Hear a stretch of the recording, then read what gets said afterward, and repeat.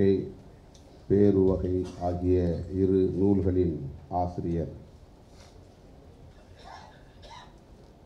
பெருமதிப்புக்குரிய அருட்தந்தை எழுத்தாளர் மார்க் அவர்களே, வருகை தந்திருக்கிற நம் அனைவரையும் வரவேற்று சிறப்பித்திருக்கிற ஐக்கியப் ஆலோசகர் முனைவர் அமிர்த லெனின் அவர்களே, இந்த இரு நூல்கள் குறித்தும் மதிப்புரை வழங்கி இந்நிகழ்வை சிறப்பித்திருக்கிற இறையியல் பேராசிரியர் பெருமதிப்பிற்குரிய முனைவர் சாத்தே செல்வராஜ் அவர்களே, பூவுலகின் நண்பர்கள் அமைப்பின் நிறுவனர் அருமை தோழர் கோ சுந்தரராஜன் அவர்களே, வாழ்த்துறை வழங்கி சிறப்பித்திருக்கிற சென்னை சேசு சபை பணித்தளத்தின் தலைவர் முனைவர் ஜெபமாலை ராஜா அவர்களே, லயோலா கல்லூரியின் முதல்வர் முனைவர் ஆண்ட்ரூ எம் பிரான்சிஸ் அவர்களே, எழுத்தாளர் பாமா அவர்களே, இந்த நிகழ்ச்சியை தொகுத்து வழங்கி கொண்டிருக்கிற தம்பி யாக்கன் அவர்களே, ஐக்கியப் கிளை தலைவர் செல்வன் நிதின் ஆனந்த் அவர்களே, கடவுள் என்பது ஒரு நபரை குறிப்பதல்ல, அது ஒரு தன்மை என்பதை எடுத்து சொல்லி நாமும் ஒரு இயற்கைதான், இயற்கையின் அங்கம்தான் என்பதை விளக்கி பேசி இங்கே சிறப்புரை வழங்கி அமர்ந்திருக்கிற வணக்கத்திற்குரிய குருஜி ஸ்ரீ வாஸ் அவர்களே, இந்நிகழ்வை சிறப்பித்துக் கொண்டிருக்கிற பேராசிரியர் பெருமக்களே, எழுத்தாளர்களே, என்னோடு வருகை தந்திருக்கிற என் உயிரின் உயிரான விடுதலை சிறுத்தைகளே, அன்பு மாணவ செல்வங்களே, உங்கள் அனைவருக்கும் என்னுடைய பணிவார்ந்த வணக்கத்தை தெரிவித்துக் கொள்கிறேன். அருட்தந்தை மார்க் அவர்களை ஒரு எழுத்தாளராக அறிந்திருப்பதை விட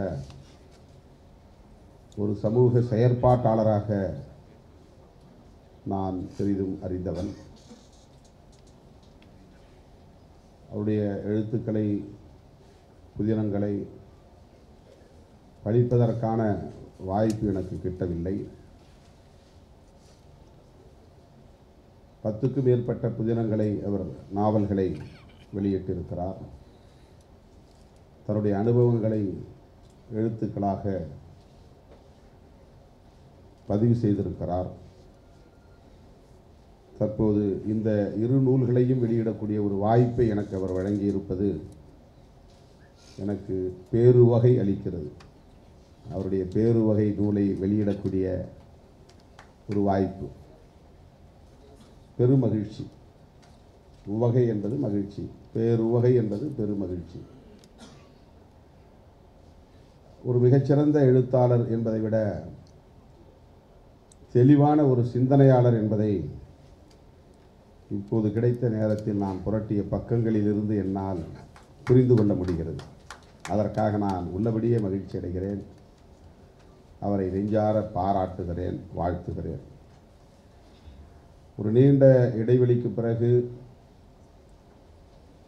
குருஜி அவர்களின் ஆசிரமத்திலே அவரை சந்திக்கிற வாய்ப்பு கிடைத்தது.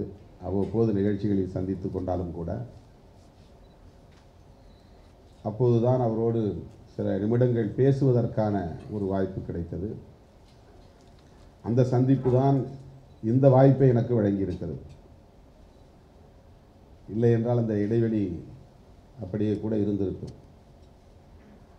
இந்த நூல்களை வெளியிடுவதற்கான ஒரு அளப்பரிய வாய்ப்பை வழங்கியதற்காக மீண்டும் ஒரு முறை என்னுடைய நெஞ்சார்ந்த நன்றியை அருட்தந்தை மார்க் அவர்களுக்கு நான் தெரிவித்துக் கொள்ள விரும்புகிறேன். சிறப்புரையாற்றிய சாத்தே செல்வராஜ் பெயர் தமிழிலே போட்டதாக எனக்கு தெரியவில்லை. பார்த்த முகமாக இருக்கிறதே என்று மட்டும் அவரை பார்த்து புன்னகைத்து விட்டு நான் வந்தேன். இன்னும் இளமை மாறாமல் இருக்கிறார். திருச்சிராப்பள்ளியிலே எக்ஸ்டி செல்வராஜ் என்று எனக்கு அறிமுகமானவர். ஆரம்ப காலத்திலிருந்து இந்த இயக்கத்தின் வளர்ச்சிக்கு ஆதரவாக இருந்தவர். நம்முடைய அருட்தந்தை செல்வராஜ் அவர்களும் இதிலே வாழ்த்துரை வழங்கியிருப்பதை பார்த்தேன். எழுத்தாளர் பாமா அவர்கள் நீண்ட நாள் அறிமுகம். இந்த இயக்கத்தின் வளர்ச்சியிலே அவருக்கு ஒரு அக்கறை உண்டு. தொலைதூரத்திலிருந்து விடுதலை சிறுத்தைகளை வாழ்த்தி கொண்டிருப்பவர், நாடறிந்த எழுத்தாளர். அவரும் இந்த நிகழ்ச்சியிலே பங்கேற்றிருப்பது எனக்கு பெருமகிழ்வை தருகிறது. ஒவ்வொருவரும் நீண்ட நேரம் பேசக்கூடியவர்கள்.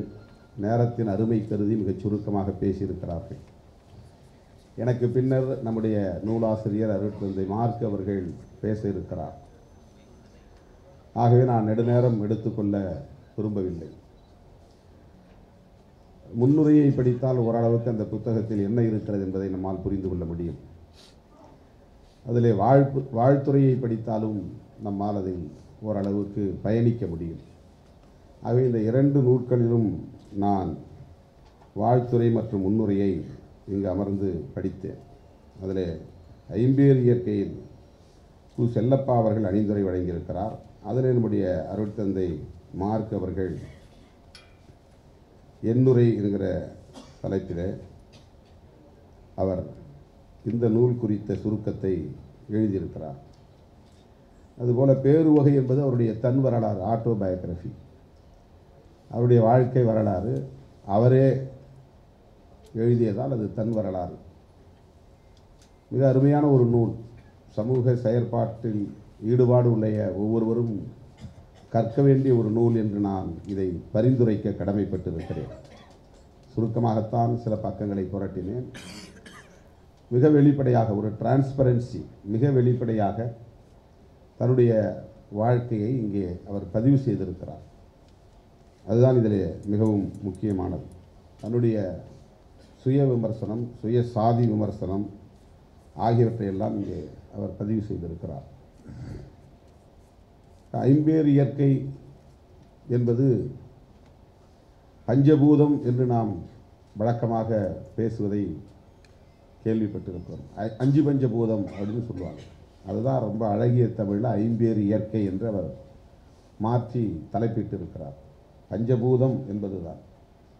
பூதம் என்றால் பேய், பிசாசு, பூதம் என்று தான் நாம் கேள்விப்பட்டிருக்கிறோம். பூதம் என்றால் மனிதனால் கற்பனை செய்ய முடியாத பிரம்மாண்டத்தை கொண்டது என்று பொருள். மனிதனுடைய கற்பனைக்கு அப்பாற்பட்டது, எல்லையற்றது என்று பொருள். மனிதனுடைய எல்லா சிந்தனையும் கற்பனையும் எல்லாவற்றுக்கும் ஒரு வரம்பை நாம் விதிப்போம். புத்தகம் என்றால் இப்படித்தான் இருக்க வேண்டும் என்று ஒரு வரம்பு இருக்கிறது. பேனா என்றால் இப்படித்தான் இருக்க வேண்டும் என்று இதற்கு ஒரு எல்லை இருக்கிறது. இந்த மேடை இப்படித்தான் இருக்க வேண்டும் என்கிற ஒரு வரம்பு இருக்கிறது. ஆகவே நாம் எல்லாவற்றுக்குமே ஒரு வரம்பை விதித்து பார்ப்போம். ஆனால் பிரபஞ்சம் என்பது வரம்பு கொண்டதல்ல, எல்லை கொண்டதல்ல. மனிதனால் அதனுடைய எல்லையை தீர்மானிக்க முடியாது. அந்த பூதத்திற்குள்ளே, பிரபஞ்சத்திற்குள்ளே பூமி என்பதே ஒரு சிறு துளி. பிரபஞ்சம் என்பது நம்முடைய குருஜி அவர்கள் காஸ்மிக் என்று சொன்னார். அது பிரபஞ்சம். இந்த பிரபஞ்சத்திலே நாம் வாழ்கிற பூமி நமக்கு பிரம்மாண்டமாக தெரிகிறது. இந்த பூமி பிரபஞ்சத்திற்குள் ஒரு டைனி பார்ட், ரொம்ப ரொம்ப ரொம்ப ரொம்ப ஒரு சின்ன துளி. அது பிரபஞ்சத்துக்குள்ள பூமி என்பது ஒரு சிறிய துளி. இந்த துளிக்குள் இருப்பதை நாம் பிரம்மாண்டமாக பார்க்கிறோம். இந்த துளிக்குள்ளே தான் நாம் இருக்கிறோம். நாம பிரம்மாண்டமாக கற்பனை செய்துக்கிறோம். இந்த பூமியையும் நாம் பிரம்மாண்டமாக பார்க்கிறோம். இப்போ அஞ்சு பஞ்ச பூதம் என்ன? வானம், காற்று, நீர், நிலம், நெருப்பு. இப்போ நிலம் என்பது தான் இந்த பிரபஞ்சத்துக்குள்ள ஒன்று. இந்த நிலத்தை தாண்டி மிச்சம் இருப்பது அந்த பஞ்சபூதங்களில் ஒன்று. மிச்சம் இருப்பது 4. வானம், வானத்திற்கு என்ன உருவம்? ஸ்பேஸ். ஸ்கைன்னா நம்ம வானத்தினா மேலே தான் பார்க்குறோம். பூமிக்கு கீழே ஸ்கை இருக்குது, ஸ்பேஸ் இருக்குது. ஏன்னா பூமி அந்த இடத்துல தானே இருக்குது. பூமிங்கிறது ஒரு துணுக்கு தானே, ஒரு துளி தானே. இப்போ பூமிக்கு கீழேயும் அதனுடைய 360 டிகிரியிலும் ஒரு ஸ்பேஸ் இருக்குது. ஆனால் மனுஷனுடைய கற்பனையில் வானம்னா மேலே இருக்கிறது அந்த மேகம், இதுதான் சூரியன், அதான் வானம் இருக்குது. ஆனால் நம்முடைய கற்பனைக்கு எட்டாத ஒன்று, நம்மால் கற்பனை செய்ய முடியாத ஒன்று. ஆகவே நம்முடைய முன்னோர் இதனை பூதம் என்று அழைத்தார்கள். அதை அழகிய தமிழில் நம்முடைய ஆசிரியர் அவர்கள், அருட்தந்தை மார்க் அவர்கள், ஐம்பேறு இயற்கை என்று பஞ்சபூதங்களை அடிப்படையாக வைத்து மனித வாழ்வியலை கற்பனையாக நல்லூர் என்கிற ஒரு கிராமத்தை அவர் உருவாக்குகிறார். நல்ல ஊர் நல்லூர். நம்முடைய குருஜி அவர்கள் பேசியதிலிருந்தும் இங்கே நம்முடைய எழுத்தாளர் அவர்கள் பதிவு செய்ததிலிருந்தும் நாம் ஒன்றை புரிந்து கொள்ள கடமைப்பட்டவர்களாக இருக்கிறோம். என்னவென்றால், இயற்கையை நம்மிலிருந்து நாம் தனிமைப்படுத்தி பார்க்கிறோம். அதுவே நம்முடைய பார்வை கோளாறு. நாமே ஒரு இயற்கை தான். செடி கொடி இயற்கை என்பதைப் போல மனிதனும் ஒரு இயற்கை தான். இயற்கையில் ஒரு அங்கம் நாம். ஆனால் நாம் என்னவாக பார்க்கிறோம் என்றால், இயற்கையை தனிமைப்படுத்தி மனிதன் அந்நியப்பட்டு நின்று நதிதான் இயற்கை, காடுதான் இயற்கை, மரம்தான் இயற்கை, செடிதான் இயற்கை என்று பொருளோடு அதை சம்பந்தப்படுத்தி நாம் பார்க்கிறோம். பிரபஞ்சத்தோடு சம்பந்தப்படுத்தி பார்க்கிறோம். இந்த பிரபஞ்சத்தில் பஞ்சபூதங்களால் ஆனது தான் நம்முடைய உடல். இந்த உடலில் நெருப்பு இருக்கிறது, சூடு இருக்கிறது. நெருப்பு இல்லை என்றால், வெப்பம் இல்லை என்றால் ஆற்றல் இல்லை, இயங்குகிறோம். நெருப்பு இருக்கிறது. தண்ணீர் இருக்கிறது, நீர். காற்று இருக்கிறது, மூச்சு. நிலம் இருக்கிறது, நம்முடைய மண். உடலில் ஒருத்தர் திட்டும்போது கூட மண்ணா போவ மரிச்சு போவ என்று திட்டுவார்கள். ஒருத்தனை சாபம் விடுகிற போது கூட, சண்டை போடும்போது அவன் மண்ணா போகணும், மரிச்சு போகணும். இந்த உடல் கடைசியாக மண்ணாகத்தான் மாறுகிறது. எலும்பும் சதையும் மண்ணாகத்தான் மாறுகிறது. மண்ணிலிருந்து உற்பத்தியானதனால் மண்ணாக மட்கி போதல். மட்கி போதல் தான் மண்ணாகி போதல். உடலில் இருக்கக்கூடிய எலும்பு சதையெல்லாம் மண். இப்போ வானம் எங்கே இருக்கிறது? ஸ்பேஸ், அதுதான் மைண்டு. அதை ஆன்மீகத்தில் சோல் அப்படிங்கிறாங்க. சராசரி வாழ்க்கையில் மனிதனுடைய உள்ளம் அல்லது மனம், அதுதான் ஸ்பேஸ். நாமே 5 பஞ்சு பூதங்களால் ஆனவர்கள் தான். செத்த பிறகு காற்றோட கலந்துருது. வெப்பம் தணிந்து போகிறது. நீர் வற்றி போய் விடுகிறது, காணாமல் போய் விடுகிறது. எலும்பு மண்ணாகி விடுகிறது. ஆகவே பஞ்சபூதங்களால் ஆன மனிதனும் ஓர் இயற்கை. அப்படிப்பட்ட நிலையில் இந்த இயற்கை விதிகளோடு இயங்கி வாழ்வதுதான் இயற்கையான வாழ்வு. நெருப்புன்னா சுடும், அது இயற்கை. மனிதன் என்றால் அவன் உணர்ச்சிகளால் ஆனவன், அது இயற்கை. இந்த உணர்ச்சிகள் தாம் வாழக்கூடிய இந்த சூழ்நிலைகளோடு எவ்வாறு பொருந்தி போகிறது அல்லது முரண்பட்டு போகிறது என்பதுதான் இங்கே நாம் புரிந்து கொள்ள வேண்டிய ஒரு வேறுபாடு. நாம் இயற்கையோடு எப்போது இயைந்து வாழ்கிறோம் என்றால், இயற்கையை வெல்ல முடியாது என்கிற போது, சுனாமி வந்தால் தடுக்க முடியாது, புயல் வந்தால் தடுக்க முடியாது, அதுக்கு கட்டுப்பட்டுறோம். அதற்கு நாம் அடிமையாகி விடுகிறோம். அதை எதிர்க்கவே முடியாது, நாம் ஒதுங்கிடுறோம். மற்ற நேரங்களில் இயற்கையை பகைத்து கொண்டு முரண்பட்டு நாம் வாழுகிறோம். அதற்கு நாமே உருவாக்கி கொண்ட சில கோட்பாடுகள் காரணமாக இருக்கின்றன. அதுதான் நம்முடைய பொருளாதார கொள்கைகளை தீர்மானிக்கிறது, சமூக உறவுகளை தீர்மானிக்கிறது, நம்முடைய ஆன்மீகத்தை தீர்மானிக்கிறது. இதுவெல்லாம் நம் மீது திணிக்கப்படுகிற கருத்துகள். அந்த கருத்துக்கள் தான் நம்முடைய வாழ்க்கையை இயற்கையிலிருந்து அப்புறப்படுத்துகிறது, அந்நியப்படுத்துகிறது. இந்த புரிதலில் இருந்துதான் இயற்கையோடு இயைந்து வாழ்வதற்கான வழிகாட்டுதலை ஒரு நாவலாக படைத்திருக்கிறார் நம்முடைய ஆசிரியர் அருட்தந்தை மார்க் அவர்கள். அவர் தன்னுடைய முன்னுரையிலே எழுதுகிற போது, எண்ணுரையிலே எழுதுகிற போது, மனிதன் இயற்கையை இயைந்து வாழ கற்றுக்கொண்டிருக்கிறான் அல்லது உடன்பட்டு இருக்கிறான். அதை கிராமப்புறத்தில் வாழக்கூடிய சாதாரண மக்களிடத்திலே நம்மால் பார்க்க முடியும் என்பதால் தான் கிராமத்தை ஒரு அளவுகோலாக கொண்டு அவர் இந்த நாவலை படைக்கிறார். நகர்ப்புறங்களில் இருக்கக்கூடியவர்களுக்கும் கிராமப்புறங்களில் இருக்கக்கூடியவர்களுக்கும் வேறுபாடு இருக்கிறது. நகர்ப்புறங்களில் திட்டமிட்ட வாழ்க்கை என்கிற அடிப்படையில் பல கருத்துக்கள் நம் மீது திணிக்கப்படுகின்றன. வீடு கட்டுவதாக இருந்தாலும் சரி, சந்தைக்கு போவதாக இருந்தாலும் சரி, பள்ளிக்கூடங்களுக்கு கல்லூரிகளுக்கு போவதாக இருந்தாலும் சரி, திருமணம் செய்து கொள்வதாக இருந்தாலும் சரி, இவையெல்லாம் ஏற்கனவே திட்டமிடப்பட்ட கருத்துக்கள் நம் மீது திணிக்கப்படுகின்றன. நெறிமுறைகள் என்கிற பெயரால், விதிமுறைகள் என்கிற பெயரால். சமூகத்தில் கிராமப்புறங்களிலும் கூட சமூக விதிமுறைகள் அப்படி இருக்கின்றன என்றாலும் அதை மீறி மனிதன் வாழ்கிறான். அதை அவர் தன்னுடைய எண்ணுரையிலே ஐம்பேறு இயற்கையிலே எழுதுகிற போது மனிதன் கதிராமங்கலத்தில் மீத்தேன் எரிவாயு திட்டத்தை எதிர்க்கிறான். நெடுவாசலில் ஹைட்ரோ கார்பன் திட்டம், கூடங்குளத்தில் அணு உலை திட்டம், தேனிமலை பகுதியில் நீட்டுநூர் திட்டம், கன்னியாகுமரி கடலோரத்தில் சரக்கு பெட்டக துறைமுக திட்டம், தூத்துக்குடியில் ஸ்டெர்லைட் விரிவாக்க திட்டம், சென்னை சேலம் 8 வழி பசுமைச்சாலை திட்டம் போன்ற திட்டங்கள் அனைத்தையும் மக்கள் எதிர்க்கின்றனர். இவற்றை நிறைவேற்றும் பகுதிகளில் ஐம்பேறு இயற்கையின் நிலம், நீர், காற்று ஆகியவை மாசுபடுவதோடு சூழலும் வெப்பமயமாகிறது. இந்த போராட்ட உணர்வே ஒரு இயற்கையானது தான். ஏனென்றால் இயற்கையை பாழ்படுத்தக்கூடிய எதையும் எதிர்க்கக்கூடிய உணர்வு மனிதனுக்கு இயல்பாக இருக்கிறது. ஆகவே ஒரு இயற்கையான போராட்ட உணர்வை மனிதன் பெற்றிருக்கிறான் என்று அவர் போகிற போக்கில் அதை பதிவு செய்கிற அதே வேளையில் அவர் இந்த போராட்டங்களை அரசு எப்படி நசுக்குகிறது, ஒடுக்குகிறது என்பதையும் அதில் பதிவு செய்துவிட்டு இதனுடைய கல்வி திட்டங்களிலிருந்து அத்தனையும் எப்படி இயற்கையோடு இருக்க வேண்டும் என்பதற்காக ஒரு இடத்திலே முத்துக்குமார் என்கிற ஆசிரியர் மாணவர்களுக்கு எப்படி பாடம் சொல்லிக் கொடுக்கிறார் என்பதை மாவட்ட ஆட்சியருடைய பார்வையிலே பதிவு செய்கிறார். இந்த ஆசிரியர் மாணவர்களை அழைத்து நீங்கள் எல்லாம் ஆளுக்கு ஒரு இலையை போய் பறித்து வாருங்கள் என்று அனுப்புகிறார். ஆளுக்கு ஒரு இலையை பறித்து வருகிறார்கள். அதை ஒரு முறைக்கு 3 முறை மோந்து பார்க்க சொல்கிறார். வாசனையை என்ன வாசனை என்பதை அடையாளம் கண்டு கொள்ள சொல்கிறார். பிறகு கண்ணை மூடிக்கொண்டு வெறுமன இலையை மூக்கிலே வைத்து இது என்ன இலை என்று கண்டறிய சொல்கிறார். மூக்காலும் பார்க்க முடியும் என்று. இப்போ வாசனையை கொண்டே இது இன்ன இலைதான் என்று அவர்களால் அடையாளம் காண முடிகிறது. கண்ணால் பார்த்து சொல்லாமல், வடிவத்தை பார்த்து சொல்லாமல், நிறத்தை பார்த்து சொல்லாமல், வாசனையை பார்த்து ஒருவனால் சொல்ல முடிகிறது.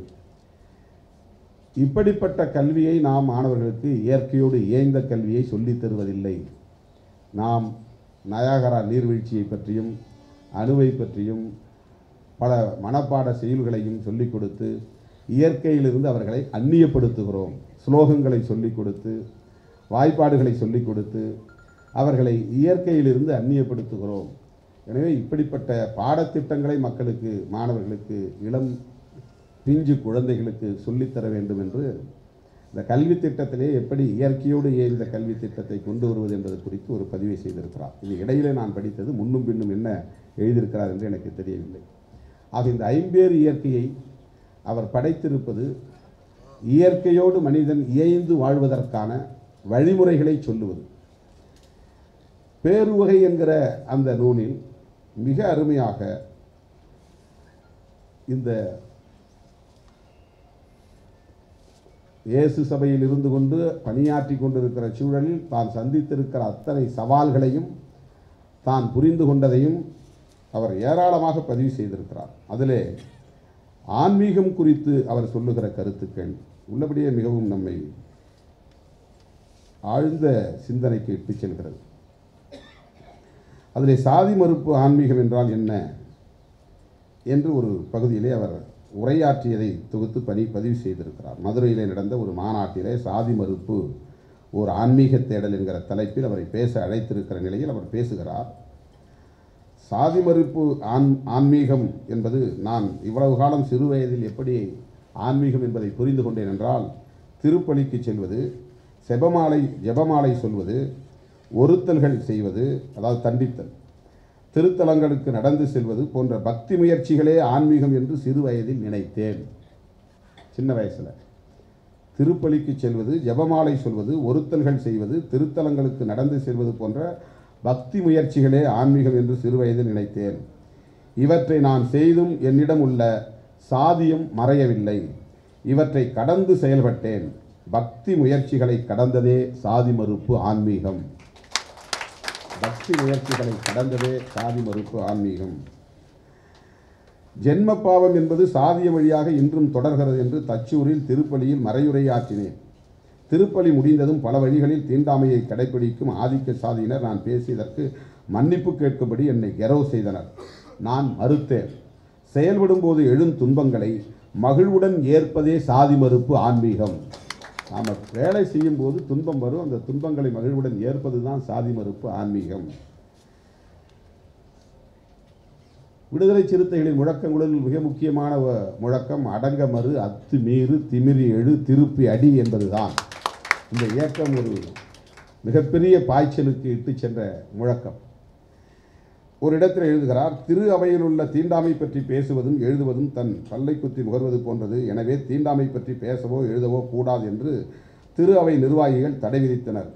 இத்தகைய தடைகளை நான் மீறினேன், தொடர்ந்து எழுதினேன். மீறுவதே சாதி மறுப்பு ஆன்மீகம். சாதி மறுப்பு ஆன்மீகம் என்பது அத்துமீறுவதே சாதி மறுப்பு ஆன்மீகம். சாதியம் திருச்சபையில் வேரூன்றியுள்ளது. அதை கண்டும் காணாமல் பொறுமையாக இருப்பதால் அமைதி நிலவுகிறது. அவ்விடங்களில் நிலவும் தீண்டாமை பற்றி பேசி பிரச்சனையை உருவாக்கினேன். அவருடைய வாழ்க்கை வரலாறு என்பதால் பதிவு செய்கிறார் டிரான்ஸ்பரண்டா. நிலவும் தீண்டாமை பற்றி பேசி பிரச்சனையை உருவாக்கினேன். பாகுபாட்டுடன் அமைதி நிலவும் இடங்களில் டிஸ்கிரிமினேஷன்ஸ், பாகுபாட்டுடன் அமைதி. இப்போ இருக்கிற இந்த சோஷியல் பீஸ் இருக்குது, இந்த சமூகத்தில் இப்போ நிலவக்கூடிய அமைதி, இது ஒரு நிம்மதியான அமைதி கிடையாது, சமத்துவமான அமைதி கிடையாது, ஒடுக்குமுறைகளின் மூலம் நிறுவப்பட்ட அமைதி. இந்த டிஸ்கிரிமினேஷன்ஸை ஒத்துக்கொண்டு ஒவ்வொருவரும் வாழ நாம் உடன்பட்டு இருக்கிறோம். அதனால் ஒரு அமைதி இங்கே நிலவுது. அதை தான் அவர் சொல்கிறார். பாகுபாட்டுடன் அமைதி நிலவும் இடங்களில் பிரச்சனைகளை உருவாக்குவதே சாதி மறுப்பு ஆன்மீகம். அதுதான் விடுதலை சிறுத்தைகளின் அடிப்படை கோட்பாடு. பாகுபாட்டுடன் இருக்கிற அமைதியை நம்ம அந்த அமைதியை கெடுப்பது தான் சமத்துவத்திற்கான வழி. அந்த அமைதி கூடாது. அந்த அமைதியை சிதைக்க வேண்டும், சீர்குலைக்க வேண்டும். பிரச்சனைகளை உருவாக்கினால் மட்டும் போதாது, சாதியம் ஒழிய மறைய பல தளங்களில் அமைப்பாக திரண்டு போராடியுள்ளேன். அமைப்பாக ஒன்றிணைந்து போராடுவதே சாதி மறுப்பு ஆன்மீகம். ஆன்மீகத்துக்கு இப்படி ஒரு விளக்கம். அமைப்பாய் திரள்வோம் என்பது விடுதலை சிறுத்தைகளின் முக்கியமான முழக்கங்களில் ஒன்று. அமைப்பாய் திரள்வோம், அதிகாரம் வெல்வோம் என்பது. இப்படி சொல்லிக்கொண்டே போகலாம். போராட்டத்தின் போது சில சமயங்களில் நாம் புனிதம் என்று கருதுவற்றை கூட புறக்கணிக்க வேண்டிய சூழ்நிலை உருவாகும். ஓங்கூரில் திருப்பலி புறக்கணிப்பு இருந்தது. எனவே தேவையான போது புனிதங்களை புறக்கணிப்பதும் சாதி மறுப்பு ஆன்மீகம். புனிதங்களை புறக்கணிப்பதும் சாதி மறுப்பு ஆன்மீகம். அதுக்கு அடுத்து ரொம்ப முக்கியமானது, சாதியை என் சாதியினர் தான் கடைபிடிக்கின்றனர். இது நல்லா நிறைய பேர்கிட்ட நீங்கள் கேள்விப்படலாம். நான் சாதி பார்க்கறதில்ல, என் சொந்த பந்தம் பார்க்குறாங்க. சாதியை என் சாதியினர் தான் கடைபிடிக்கின்றனர், ஆனால் நான் கடைபிடிக்கவில்லை என்று பெருமையாக கூறலாம். தான் சார்ந்திருக்கும் சாதியினர் கடைபிடிக்கும் சாதியத்தை துணிந்து வெளிப்படுத்த வேண்டும். எனவே சுயசாதி விமர்சனம் செய்வதே சாதி மறுப்பு ஆன்மீகம். எத்தனை பேர் சுயசாதி விமர்சனம் செய்கிறார்கள்? புரட்சியை பேசக்கூடியவர்கள், முற்போக்கு கருத்துக்களை பேசக்கூடியவர்கள், ஜனநாயகத்தை பேசக்கூடியவர்கள் தன்னுடைய குடும்பத்தை விட்டு வெளியேறி தலித்துகளிடம் புரட்சியை பேசிக் கொண்டிருப்பார்கள். தலித்துகள் ஏற்கனவே புரட்சிக்காக போராடி கொண்டிருப்பவர்கள். தலித்துகளிடம் சாதி ஒழிப்பை பற்றி பேசுவார்கள். தலித்துகள் ஏற்கனவே சாதி ஒழிப்புக்காக போராடி கொண்டிருப்பவர்கள். அவர்கள் தன் குடும்பத்திற்குள் இருந்து கலகம் செய்ய தயக்கம் காட்டுகிறார்கள். தன் குடும்பத்தினர் செய்யக்கூடிய சாதி ஆணவத்தை எதிர்க்க தயங்குகிறார்கள். நம்முடைய அருட்தந்தை சொல்கிறார், குடும்பத்திலிருந்து சாதி எதிர்ப்பை நாம் தொடங்க வேண்டும், அதுதான் சாதி மறுப்பு ஆன்மீகம் என்று சொல்கிறார். இப்படி சொல்லிக்கொண்டே போகலாம். எல்லாவற்றையும் விட சாதிய படிமான முறையில் தலித்துகள் கீழே இருந்தாலும் இவர்களிடமும் சாதியம் இருக்கிறது. தங்களுக்கு கீழ் வேறு சாதி இல்லை என்ற நிலையில் சாதியத்தின் ஒட்டுமொத்த அவலங்களையும் தூக்கிச் சுமக்கும் அடிமட்டத்தினர் இருக்கின்றனர். இவர்கள் சார்பாக நிலைப்பாடு எடுத்து செயல்படுவது காலத்தின் கட்டாயம். அடிமட்டத்தில் இருப்பவருக்கு உதவுவதும் சாதி மறுப்பு ஆன்மீகம். அதாவது ஒவ்வொரு சாதியும் படிநிலையில் இருக்குது. மேல் சாதி, கீழ் சாதி, அதுக்கும் கீழ் சாதி, அதுக்கும் கீழ் சாதி, அதுக்கும் கீழ் சாதி என்று இந்த சாதி பல படிநிலைகளை கொண்டிருக்கிறது.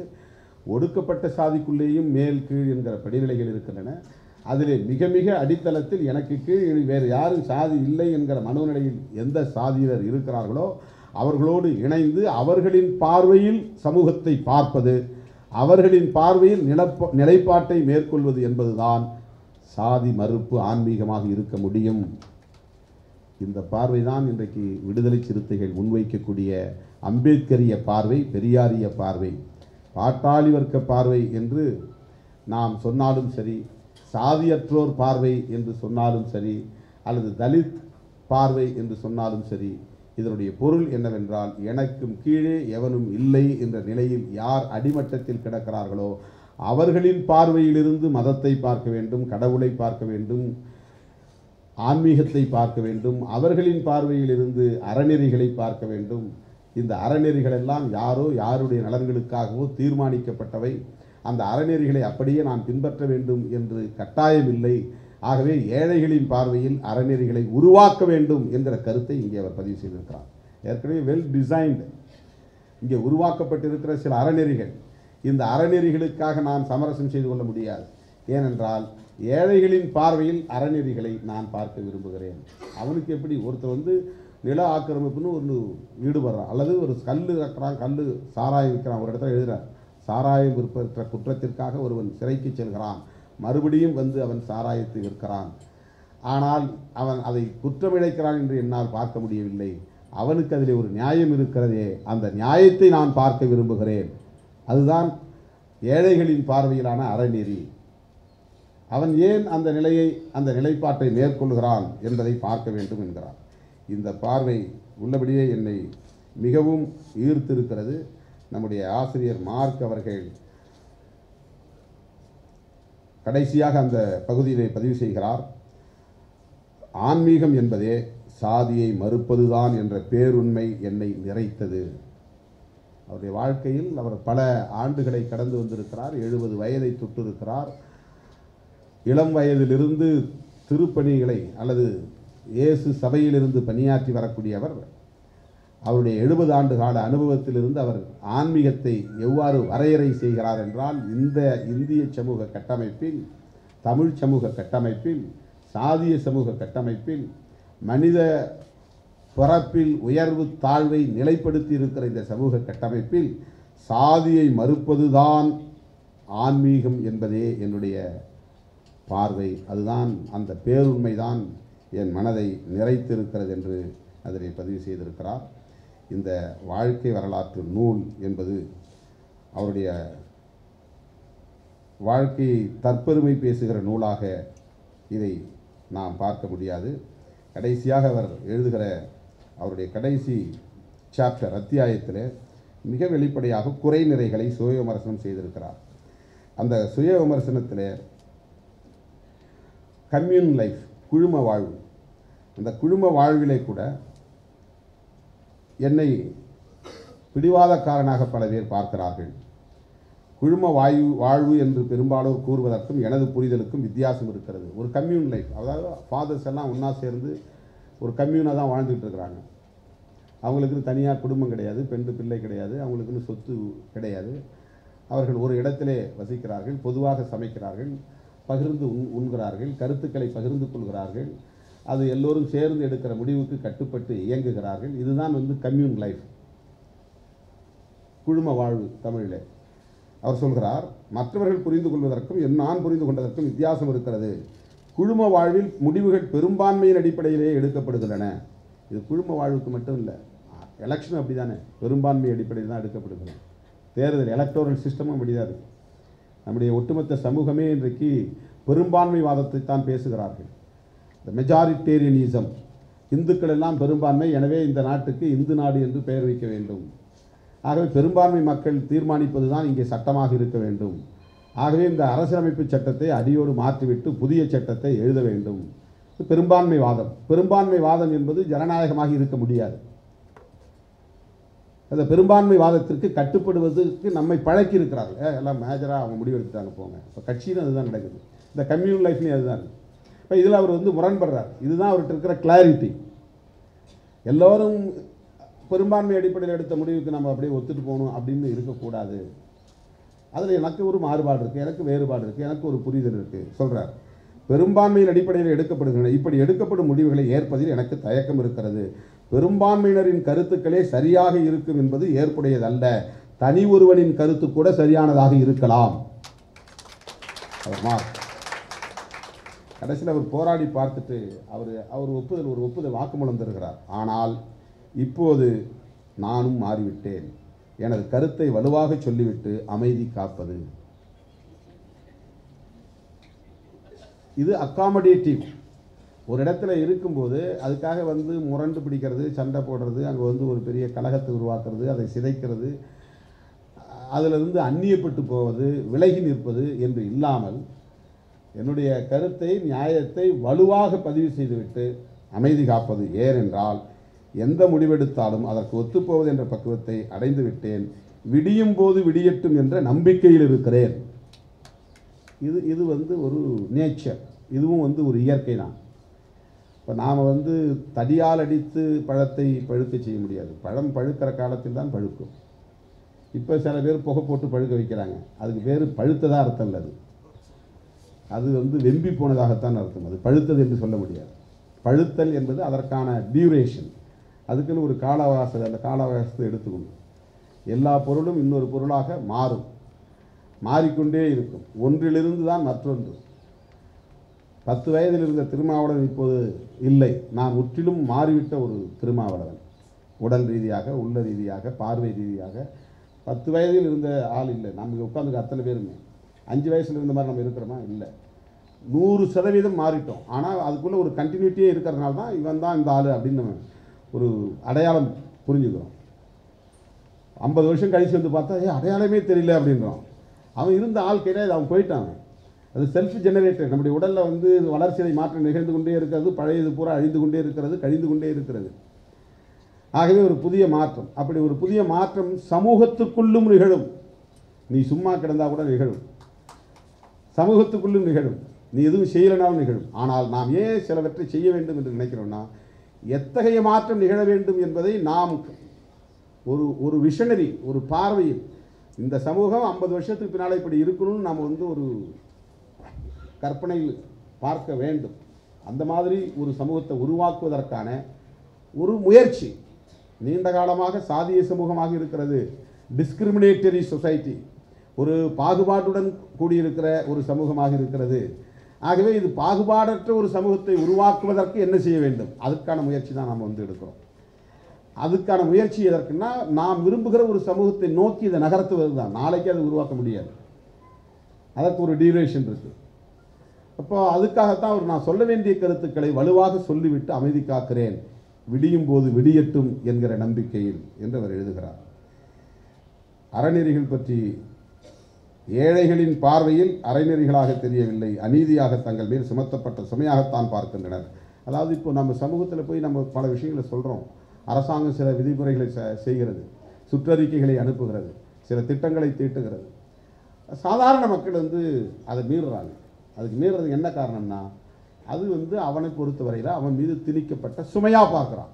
ஆனால் நாம் அதை பார்க்காம அவங்கெல்லாம் இன்டிசிப்ளின், ஒழுங்கீனமானவர்கள், அவங்கெல்லாம் கட்டுப்படாதவங்க, அவங்க இந்த சமூகத்தோடு ஒத்துழைக்காதவங்க அப்படின்னு அவங்கள அந்நியப்படுத்தி நாம் பார்க்குற பார்வை கொண்டிருக்கிறோம். அப்படி பார்க்கக்கூடாது. அவர்களின் பார்வையில் இருந்து கட்டமைக்கப்பட்டிருக்கிற இந்த சமூகத்தை பார்க்க நாம் பழக வேண்டும் என்பதை இங்கே சொல்கிறார். அதான் ஒரு இடத்துல சொல்கிறாரு, எனது நண்பர் உழுபவனுக்கே நிலம் என்று நில ஆக்கிரமிப்பில் ஈடுபட்டு அதற்காக மகிழ்வுடன் சிறை சென்றார். திரும்பி வந்த பின்பும் மீண்டும் அதையே செய்தார். இச்செயல்களெல்லாம் நாம் சரி என்று ஏற்றுக்கொண்டிருக்கிற அறநெறிகளை கேள்விக்குட்படுத்துகின்றன. ஏழைகளின் பார்வையில் இவை அறநெறிகளாக தெரியவில்லை, அநீதியாக தங்கள் மேல் சுமத்தப்பட்ட சுமையாகத்தான் பார்க்கின்றனர். இப்போ ஃபாரஸ்ட்டில் மனிதர்கள் சுதந்திரமாக வாழ்ந்தான். அவன் பழுத்த பழங்களை பிடுங்கி தின்னான், தேன் எடுத்து சாப்பிட்டான், கிழங்குகளை பிடுங்கி தின்றான், சுதந்திரமாக பறவைகளைப் போல விலங்குகளைப் போல வாழ்ந்தான். இப்போ அங்கே ஃபாரஸ்ட் டிபார்ட்மெண்ட் உள்ளே போயிடுச்சு.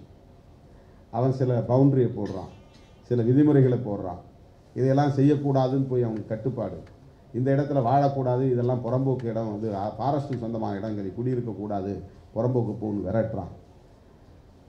அவன் மீது திணிக்கப்படுகிறது, அவனுடைய சுதந்திரம் பறிக்கப்படுகிறது, இயற்கையோடு இயைந்த வாழ்க்கை பறிக்கப்படுகிறது. அவங்க போய் அவன் விரும்பக்கூடிய உற்பத்தியை செய்ய கட்டாயப்படுத்துகிறான். இவெல்லாம் தேயிலை தோட்டங்களாக மாறணும், இதெல்லாம் டீ தூள் மற்ற காஃபி தூள் தயாரிப்பதற்கான பண்ணைகளை உருவாக்க வேண்டும். அதுக்கு தேயிலை தோட்ட தொழிலாளர்களாக அவர்களை மாற்ற வேண்டும். அப்போ அரசாங்கம் அல்லது அவனுடைய பொருளாதார கொள்கையின் அடிப்படையில் விவசாயத்தை தீர்மானிக்கிறான், மக்களுடைய உழைப்பையும் மாற்றுகிறான், அவனுடைய பணிகளையும் அவன் மாற்றுகிறான். அவனுடைய இயற்கையான சுதந்திரம் அதனால் பறிக்கப்படுகிறது. அப்போ அவன் அதை மீறுறான். இந்த காடுகளுக்குள்ளே நுழைஞ்சி அவன் வீடு போடுறான், ஒரு குடிசையை கட்டுறான், அல்லது மரத்தை வெட்டுறான், அல்லது காய்கறிகளை போய் அவன் எடுக்கிறான், பழங்களை பிடுங்குறான். ஆனால் அது சட்டப்படி குற்றம் என்று அவர்கள் மீது தாக்குதல் நடத்தப்படுகிறது, கைது செய்யப்படுகிறார்கள், சிறைப்படுத்தப்படுகிறார்கள். எந்த காலத்தில் நாம் அவங்கள அவங்க பார்வையிலிருந்து பார்க்கறதில்ல. சமவெளியில் வாழக்கூடிய மனிதர்களும் மலைப்பகுதிகளில் வாழக்கூடிய மனிதர்களும் ஒன்றா என்றால் ஒன்று இல்லை. இப்போ அவர்களுடைய பார்வையிலிருந்து பார்க்க நமக்கு ஒரு பார்வை வேண்டும், அப்படிப்பட்ட ஒரு பழக்கம் வேண்டும். அதைத்தான் இந்த இடத்திலே அவர் பதிவு செய்திருக்கிறார். எல்லாவற்றையும் விட அவர் கடைசியாக சொல்கிறார், நண்பர்களிடம் சில குறைகளை காண்கின்றனர். நான் மனிதர்களின் சமூகத்தின் பிரம்மாண்டமான பன்முகப்பட்ட சிக்கலான போக்குகளை என் சிற்றறிவுக்கு உட்பட்ட விதத்தில் எளிமையான கருத்துக்களாக சுருக்கி சொல்கிறேன். அதில் நேச சக்தி, எதிர் சக்தி, நண்பன் யார், பகைவன் யார், கருப்பு வெள்ளை, பிளாக் அண்ட் ஒயிட் மட்டுமே என் கண்ணில் படுகிறது.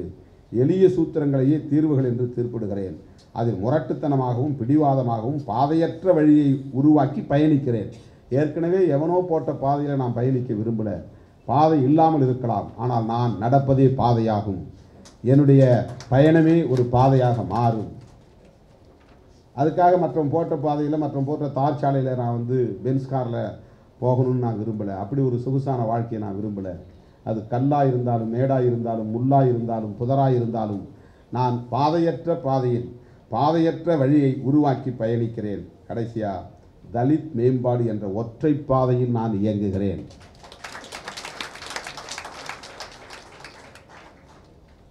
அதே தென் வரலாறு நூலிலே அவர் ஒரு ஒப்புதல் வாக்கு மூலமாக அவர் குறிப்பிடுவது நம்மை சிலிர்க்க வைக்கிறது.